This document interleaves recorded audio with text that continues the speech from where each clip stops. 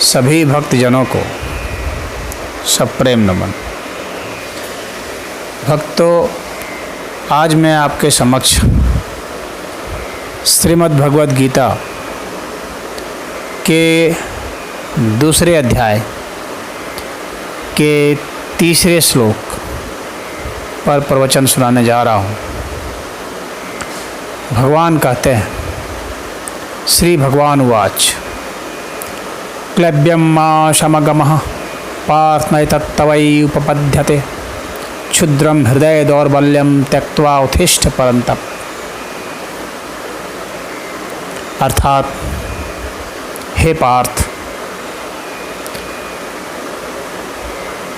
यह जो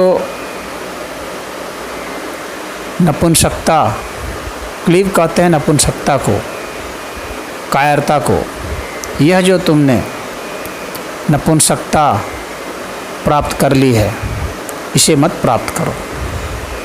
नपुंसकता को मत प्राप्त हो, कायरता को मत प्राप्त हो। यह तुम्हारे लिए शोभनीय नहीं है।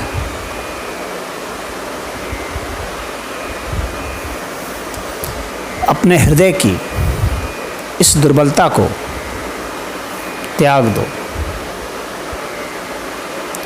और उठ जाओ।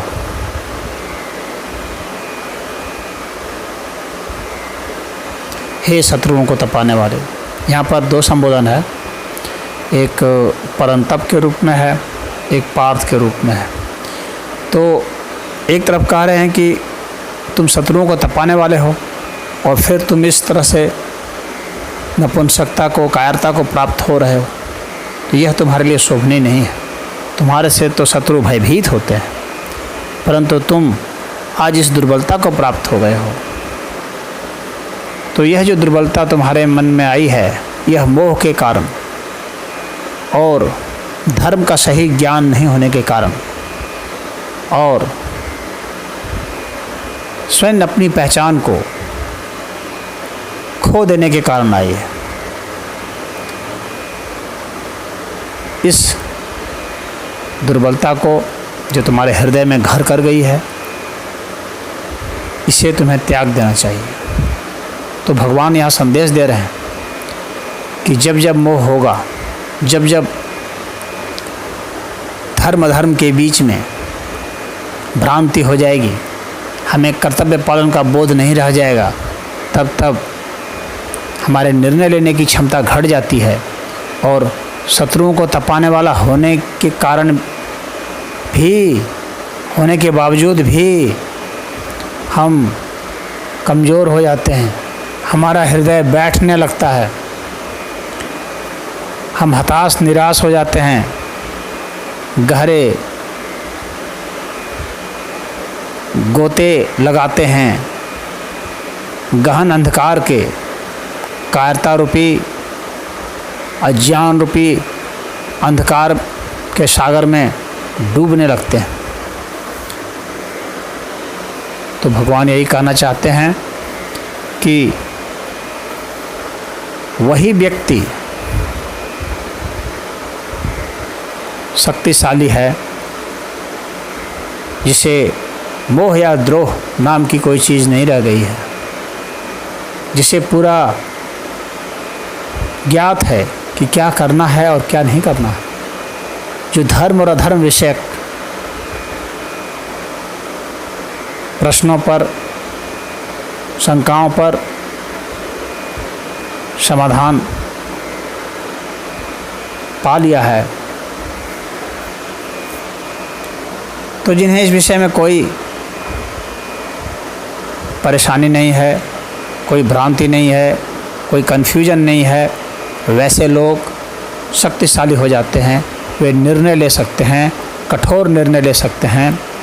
और यहाँ जहाँ अपनों के खिलाफ में युद्ध करना होता है, वहाँ जो निर्णायक संदेश होता है वह धर्म के साथ युक्त होना है, अपने कर्तव्यों के साथ युक्त होना है, इस पूरे अस्तित्व के संविधान नियम के साथ युक्त होना है और भगवान के श्री चरणों में अपने हृदय कमल को रखना है।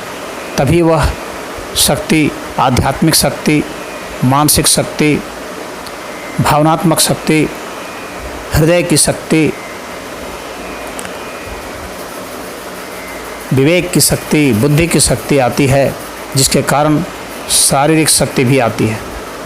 तो भगवान यही कह रहे हैं कि तुम इस दुर्बलता को त्याग दो, इस मोह को त्याग दो और इस भ्रांति को त्याग दो और अपने को स्वयं को पहचानो कि तुम कौन हो, तुम किस लिए हो, तुम क्या करना चाहते हो। तो जो तुम करना चाहते हो उसके प्रति दृढ़ रहो और निश्चय कर लेने के बाद हटो नहीं, अपनी कायरता को त्यागो। क्षत्रिय का तो धर्म है कि युद्ध के मैदान में यदि वह उपस्थित है तो वहाँ से वह हटे नहीं, वहाँ से पलायन नहीं करे। क्षत्रिय के एक गुण में सबसे बड़ा गुण यही आता है कि वह युद्ध के मैदान से पलायन नहीं करता है, वो या तो जीतता है या मृत्यु को प्राप्त होता है, उसे भागना मंजूर नहीं होता है। तो अर्जुन यहाँ भागने की भूमिका निभाना चाह रहे थे तो भगवान उसे छात्र धर्म की याद दिलाते हैं और कहते हैं तुम्हारा भागना उचित नहीं है। तो हे अर्जुन, अब तुम खड़े हो जाओ, अपना गांडी उठाओ और शत्रुओं पर टूट पड़ो। यहाँ पर एक आध्यात्मिक संदेश भी है।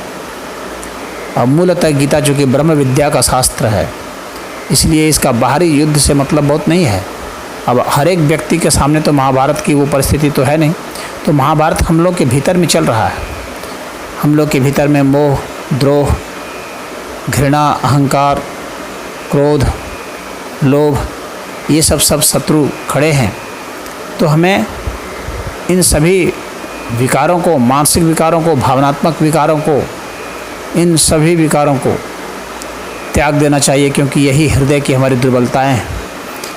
बिना इनको त्यागे हम आध्यात्मिक पथ पर आगे नहीं चल सकते। तो भगवान यही बताना चाह रहे हैं कि हमारे भीतर जो कर्म युद्ध है, जो कुरुक्षेत्र है हमारे भीतर, वह धर्म क्षेत्र में तभी बदलता है जब हम अपनी इन दुर्बलताओं को त्याग देते हैं और युद्ध के लिए खड़े हो जाते हैं। तब जाकर के तमाम तरह की जो आध्यात्मिक बाधाएं हैं वे दूर हो जाती हैं और हमें ईश्वर का साक्षात्कार होता है। हमें ध्यान और समाधि अवस्था की प्राप्ति होती है और उसके आगे मोक्ष की प्राप्ति होती है, उसके आगे भगवान की भक्ति प्राप्त होती है। यही भगवान का यहाँ पर तात्पर्य है। ओम हरि।